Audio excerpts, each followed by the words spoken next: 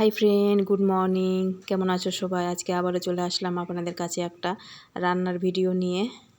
আজকে আমি সকালে জলখাবারে রান্না করব পরোটা আর ঘুগনি। তাই আমি আটাগুলো মেখে রেখে দিয়েছি, আর এদিকে আমি মশলা করে নিয়েছি আর পেঁয়াজ করে রেখে দিয়েছি। এদিকে ওভেনে আমার প্রেসার কুকারে চাপিয়ে দিয়েছি ঘুগনি আমার সিদ্ধ হয়ে গেছে। ওভেনটা আমি বন্ধ করে দিয়েছি। এই মশলাটা আমি পেঁয়াজ, টমেটো, আদা, রসুন, লঙ্কা, জিরা দিয়ে করে মশলাটা করে রেখেছি। এদিকে পেঁয়াজ কুচি করে নিয়েছি। এখন আমি ওভেন জ্বালিয়ে কড়াই বসিয়ে দিলাম। কড়াই বসিয়ে দেওয়ার পর এখন কড়াই গরম হয়ে গেলে আমি তেল দিয়ে দিব। তেল দেওয়ার পর তেল গরম হয়ে গেলে আমি দিয়ে দিব পাঁচফোড়ন, তেজপাতা, কারি পাতা দিয়ে দিলাম। দিয়ে দেওয়ার পর মশলাগুলো আমি দিয়ে দিচ্ছি। মশলাগুলো ভালোভাবে নাড়িয়ে নিব, আর একটু জল দিয়ে দিব যেন কড়াইয়ের গায়ে না লেগে যায়। আর পেঁয়াজ কুচিগুলো আমি দিয়ে দিব। পেঁয়াজ কুচিগুলো আমি কিন্তু পরে দিচ্ছি, যেন পেঁয়াজ কুচিটা যেন পুরোপুরি গলে না যায়, যেন একটু কাঁচা কাঁচা থাকে। এরকম খেতে আমাকে ভীষণ ভালো লাগে। পুরোপুরি গলে গেলে একটু ভালো লাগে না, একটু যেন গোটা গোটা থাকে। এখন আমি মশলাগুলোর ভিতরে আমি হলুদ গুঁড়ো দিয়ে দিচ্ছি আর স্বাদ মতো লবণ দিয়ে দিব। দিয়ে নেওয়ার পর ভালোভাবে মশলাগুলো কষিয়ে নিব।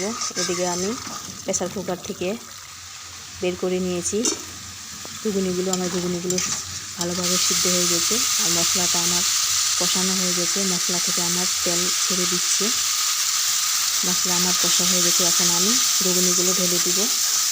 ঘুগনিগুলো ঢেলে দেওয়ার পর ভালোভাবে ঘুগনিগুলো কষাই নিব।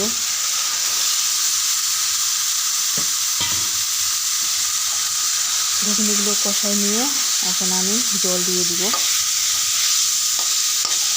আমি কিন্তু ঠান্ডা জল দিয়েছি, আপনারা কিন্তু গরম জলও দিতে পারেন।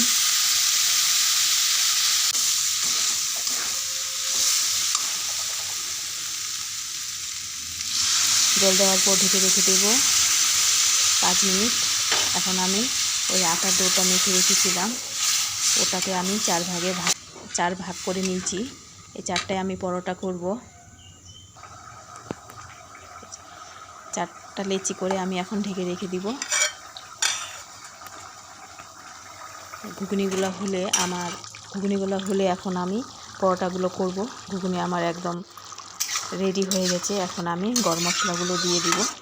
গরম মশলাগুলো দেওয়ার পর ঢেকে রেখে দিব। এবার আমি চলে যাব পরোটা বেলতে।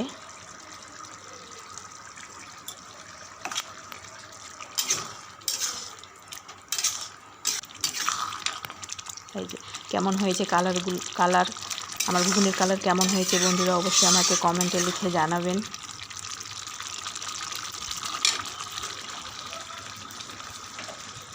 এখন আমি চলে আসলাম পরোটাগুলো বেলতে। আমার পরোটা কিন্তু বেলা হয়ে গেছে। আমি আবার ওভেন জ্বালিয়ে নিয়েছি, আমি বসিয়ে দিয়েছি পরোটা ভাজার জন্য। তাওয়া বসিয়ে দিয়েছি। এই তাওয়াতে আমি ভাজবো পরোটাগুলো।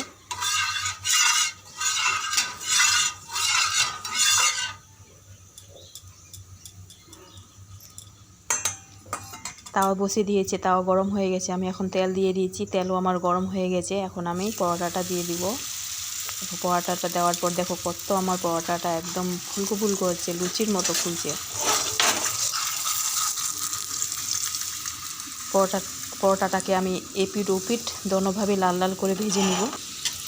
যে দেখো আমার পরোটাটা কত ফুলকো ফুলকো হয়েছে, আর লাল লাল আমার কিন্তু ভাজা হয়ে গেছে। ভালোভাবে একদম সেঁকে নিব।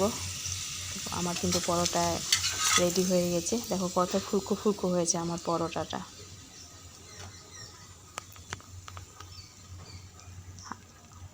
আবারও একটা করে নিচ্ছি পরোটা।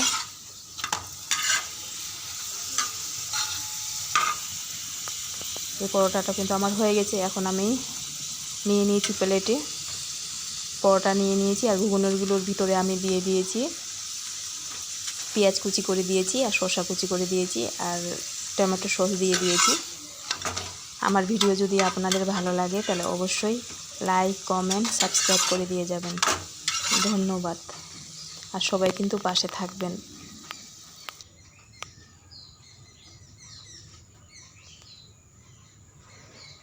Tata, bye bye.